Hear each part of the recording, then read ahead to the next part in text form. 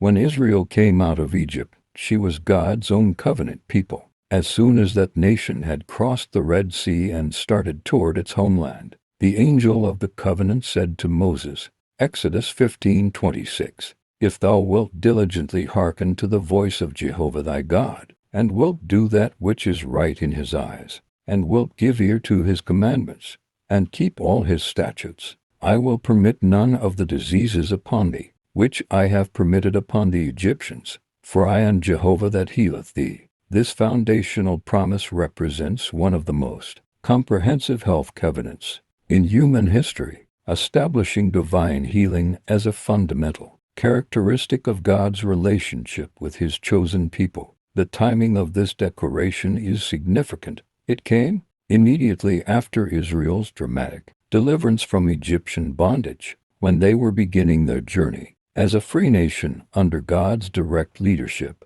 This placement emphasizes that health and healing were not afterthoughts or optional benefits, but were essential components of the covenant relationship that God intended to establish with his people. The phrase God's own covenant people distinguishes Israel's relationship with Jehovah from the relationships that other nations had with their gods. While pagan deities often demanded sacrifices and offerings without providing reliable benefits in return, Jehovah entered into a binding agreement that guaranteed specific blessings in exchange for obedience and faithfulness. This covenant was not merely ceremonial, but was a practical arrangement that affected every aspect of daily life, including physical health and material prosperity. The immediate context of crossing the Red Sea adds power to this promise because the Israelites had just witnessed the most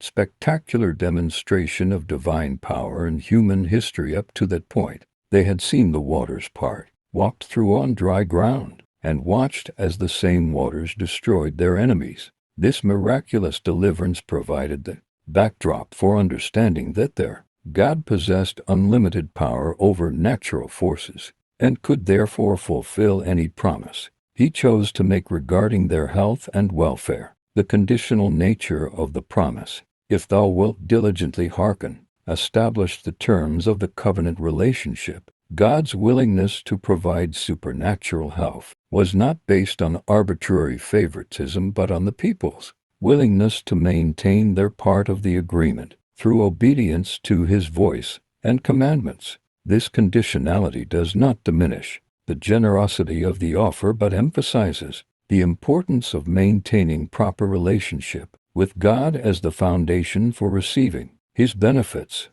The comprehensiveness of the required obedience, hearken to the voice, do that which is right, give ear to his commandments, and keep all his statutes, indicates that God's health covenant was designed to encompass the totality of Israel's life. Their physical health was to be directly connected to their spiritual condition, creating an integrated life where body and spirit functioned in harmony, under divine oversight and blessing. The correct understanding of divine permission. The student of Hebrew will recognize that I have taken liberty to translate literally that expression, I will put none of these diseases upon thee. I believe it to be a correct translation. God did not put the diseases upon Israel, neither did he put the diseases upon the Egyptians. It is Satan, the god of this world, who has made men sick. This crucial theological clarification addresses one of the most common misunderstandings about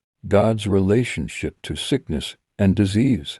The Hebrew text's emphasis on permission, rather than causation, reveals the fundamental difference between God allowing something to occur and God actively causing something to occur. When Scripture speaks of God putting diseases on people, it typically refers to his removal of protection rather than his active imposition of illness. This distinction is crucial for understanding God's character and for maintaining proper faith for healing. The traditional translation that suggests God actively puts diseases on people creates theological problems that conflict with the revelation of God's character through Jesus Christ. If God truly sends sickness as expressions of his will, then seeking healing would be rebellion against his purposes. However, understanding that God permits rather than causes disease allows believers to seek healing with confidence, knowing that they are aligning themselves with God's ultimate will for human health and wholeness. The identification of Satan as the god of this world, who has made men sick, establishes the proper spiritual diagnosis for all human illness. Satan's temporary authority over earthly systems includes the ability to impose sickness and disease on those who are not protected by covenant relationship with the true God. The Egyptians experienced diseases not because God actively afflicted them, but because they were under Satan's dominion, and therefore exposed to the destructive forces that characterize his kingdom. This understanding transforms our perspective on the plagues that came upon Egypt during the Exodus. Rather than viewing these catastrophes as direct acts of divine judgment, we can understand them as the removal of divine protection that allowed Satan's destructive forces to operate freely among people who had no covenant relationship with God. The same forces that would have affected Israel were prevented from doing so by God's protective covenant. The implications of this correct understanding extend to contemporary believers, who sometimes wonder whether their sickness might be God's will for their lives. Understanding that God permits rather than causes illness eliminates the uncertainty that prevents many believers from seeking healing with confidence. They can approach God knowing that healing aligns with His character and purposes, rather than wondering whether their suffering might be part of His mysterious plan. Jehovah reveals Himself as healer. Here Jehovah declares that He is to be Israel's healer. This self-revelation represents one of the fundamental names of God, Jehovah Rapha, meaning the Lord who heals. This is not merely a description of something God does occasionally, but is a declaration of His essential nature and character. Just as He is eternally love, eternally merciful, and eternally faithful, He is eternally the healer of His people. The use of the present tense, I am Jehovah that healeth thee, indicates ongoing, continuous healing, rather than occasional healing when circumstances seem appropriate.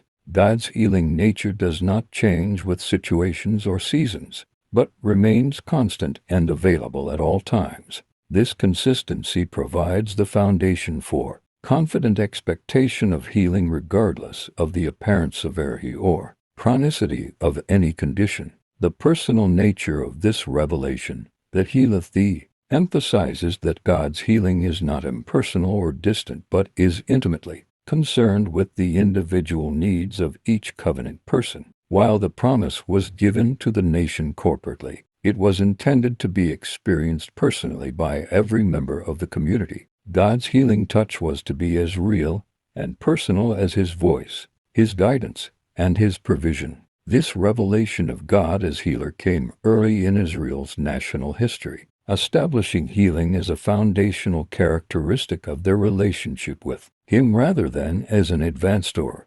exceptional blessing reserved for special occasions. From the very beginning of their covenant relationship, God wanted His people to understand that sickness and disease were not part of His plan for their lives, and that He was committed to maintaining their health and strength. The timing of this revelation, immediately after their deliverance from Egypt, connected their physical health to their spiritual freedom. Just as God had delivered them from political and social bondage, He committed Himself to delivering them from physical bondage to disease and infirmity. The same power that broke Pharaoh's chains was available to break sickness's chains. The comprehensive covenant promises, Exodus 23:25-26, and ye shall serve Jehovah your God, and He will bless thy bread and thy water, and I will take sickness away from the midst of thee.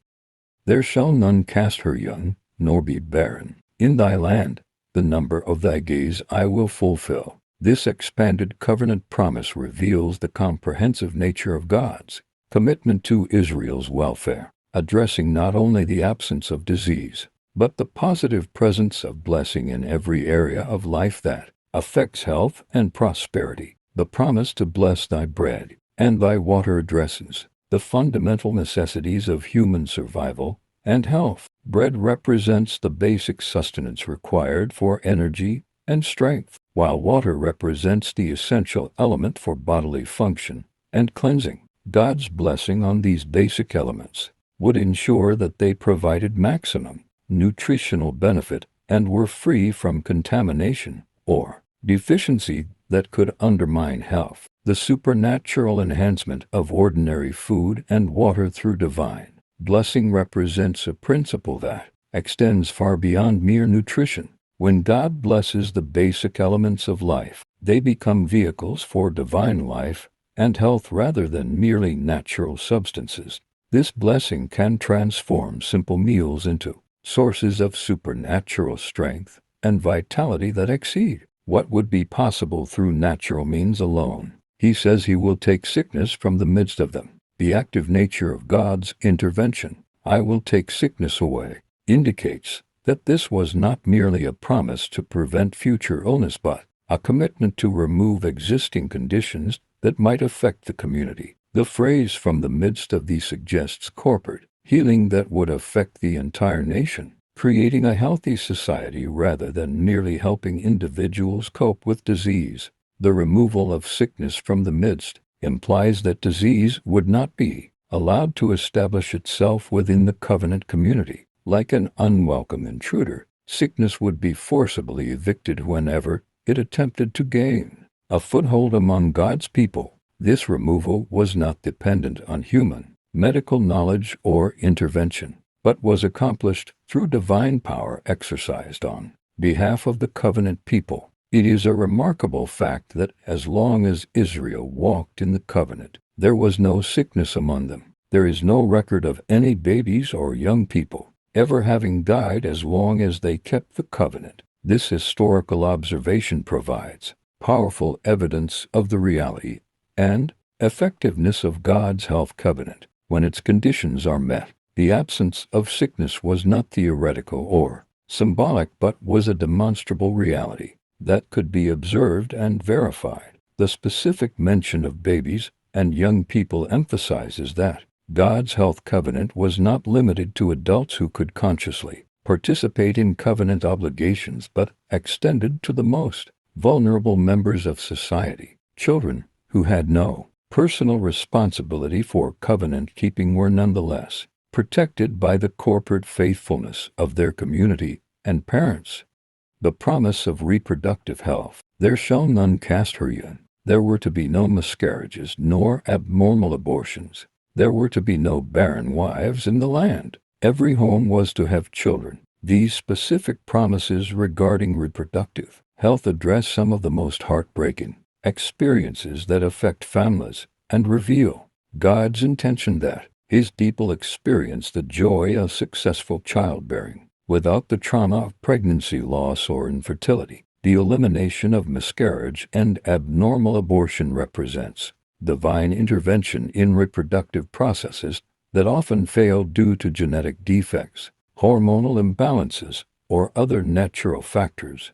God's covenant protection extended to the delicate processes of conception, pregnancy development, and safe delivery, ensuring that couples who desired children would not experience the devastating loss that affects so many families. The promise that there would be no barren wives in the land addresses the deep emotional pain of infertility and the social stigma that often accompanies childlessness in societies that value large families. Under God's covenant, every woman who desired children would be able to conceive and bear healthy offspring, eliminating the grief and shame associated with reproductive failure. The positive statement that every home was to have children goes beyond merely preventing reproductive problems to promise abundant fertility for all families. This abundance was not merely about quantity but about the joy, fulfillment, and continuity that children bring to family life. God's intention was that every household would experience the blessing of the next generation. These reproductive promises reveal God's heart toward family life and His desire that human beings experience the complete fulfillment that comes from successful procreation. the ability to conceive, carry to term, and deliver healthy children, represents one of the most fundamental aspects of human flourishing, and God's covenant ensured that His people would not be deprived of this essential blessing. The promise of longevity, the number of thy days I will fulfill. There were to be no premature deaths. Every person was to grow to full age before he laid down his work. This promise addresses one of humanity's deepest fears, the possibility of life being cut short before its natural completion. God's commitment to fulfill the number of each person's days guaranteed that death would come only after a full life had been lived and meaningful work had been completed. The concept of full age suggests that God has predetermined the appropriate length of life for each individual based on their calling, purpose, and potential contribution to His kingdom. This predetermined number is not arbitrary, but reflects divine wisdom regarding the optimal time for each person's earthly service and the natural completion of their life's work. The elimination of premature death represents divine protection from accidents, violence, disease, and other causes that commonly interrupt human life before its intended completion. This protection was comprehensive, covering all potential threats to longevity and ensuring that covenant people would live out their complete allotment of years without interruption from enemy attack. The phrase "before he laid down his work" indicates that death would come only after meaningful contribution had been completed rather than interrupting productive service in its prime. This timing ensures that each person's unique gifts and calling would be fully expressed and their potential completely realized before their earthly assignment concluded. This promise transforms the entire perspective on aging and death, from fearful anticipation of premature termination to confident expectation of complete fulfillment. Under God's covenant, growing older becomes a blessing rather than a curse, as each passing year brings closer to the satisfaction of completed purpose rather than anxiety about declining health and approaching death. God's comprehensive care. This is remarkable. Jehovah took over that nation. He became their healer, protector, and supplier of every need. He was everything they needed. This summary statement captures the total dependence relationship that God intended to establish with Israel, where He would personally fulfill every function necessary for their welfare and success as a nation. The phrase "took over that nation" indicates complete divine management of all national affairs, from the largest policy decisions to the smallest individual needs. This was not merely religious oversight, but practical administration that affected economics, agriculture, healthcare, military defense, and every other aspect of national life. God's role as healer, protector, and supplier encompasses the three primary areas of human vulnerability: physical health, personal safety, and material provision.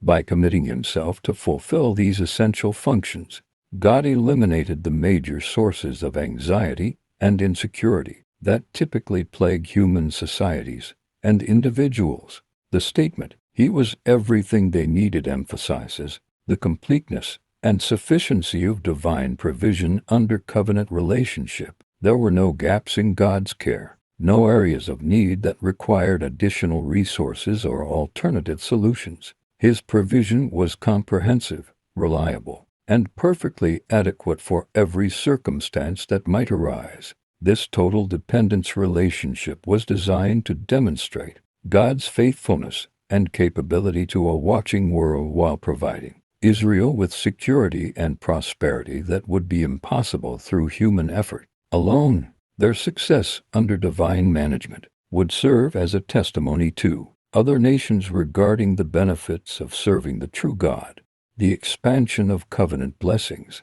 Deuteronomy 7:13-15. "And He will love thee, and bless thee, and multiply thee. He will also bless the fruit of thy body and the fruit of thy ground, thy grain and thy new wine and thine oil, the increase of thy cattle and the young of thy flock, in the land which He sware unto thy fathers to give thee. Thou shalt be blessed above all peoples. There shall not be male or female barren among you, or among your cattle. And Jehovah will take away from thee all sickness. This expanded covenant promise reveals the comprehensive scope of divine blessing that was available to Israel under the terms of their agreement with God. The promise encompasses personal relationships, family life, agricultural productivity, economic prosperity, and physical health, creating a complete package of blessings that would affect every aspect of national and individual life. The progression from love to blessing to multiplication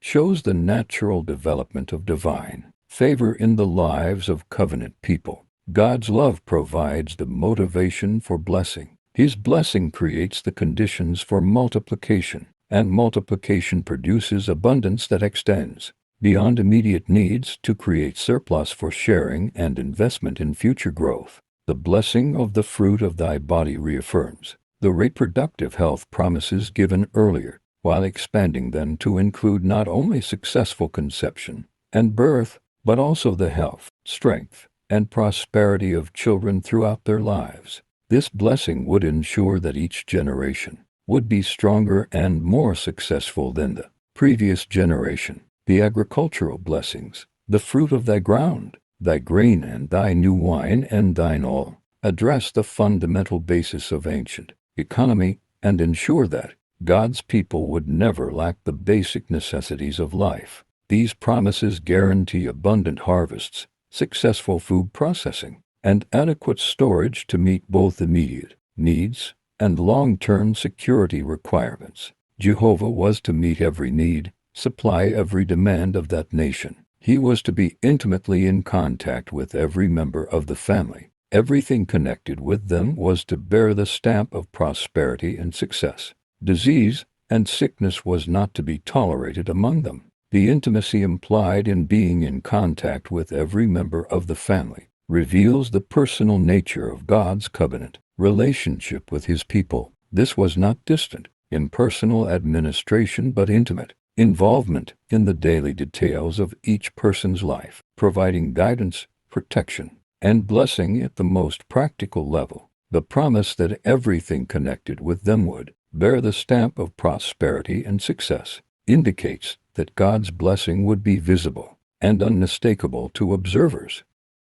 Their success would not be marginal or questionable, but would be so obvious and comprehensive that it would serve as undeniable evidence of divine favor and covenant blessing. The statement that disease and sickness was not to be tolerated reveals God's zero-tolerance policy regarding illness among his covenant people. This was not merely a hope or ideal, but was an enforceable standard that God committed himself to maintain through supernatural intervention whenever necessary. The consequence of seeking human solutions. To Chronicles 16:11. And behold, the acts of Asa first and last. Lo, they are written in the book of the kings of Judah and Israel. And in the 39th year of his reign Asa was diseased in his feet. His disease was exceeding great. Yet in his disease he sought not to Jehovah, but to the physicians. And Asa slept with his fathers. This historical account provides a sobering example of what happens when covenant people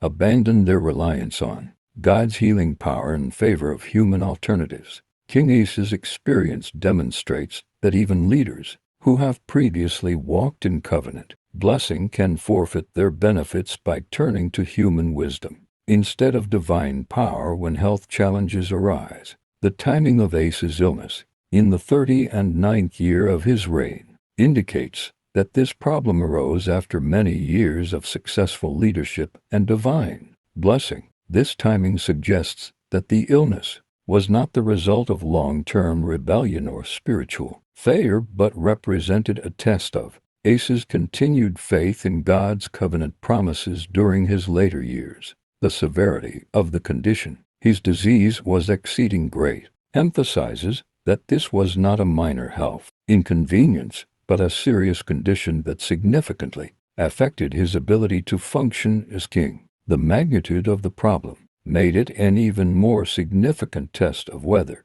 Asa would maintain his trust in God's healing power or would seek alternative solutions. One can see clearly here that Jehovah was displeased with Asa for seeking the help of man when God had promised to be his healer. The divine displeasure was not based on arbitrary rules or petty jealousy, but on the violation of covenant relationship that occurred when Asa turned to human physicians instead of seeking the divine healer who had committed himself to meeting Israel's health needs. The tragedy of Asa's choice lies not in seeking medical help per se but in abandoning faith in God's superior provision in favor of inferior human alternatives. His decision represented a fundamental shift in trust from the supernatural to the natural, from the infinite to the finite, from the promise steeping God to fallible human wisdom. The result of Asa's choice, death, shortly after seeking physicians,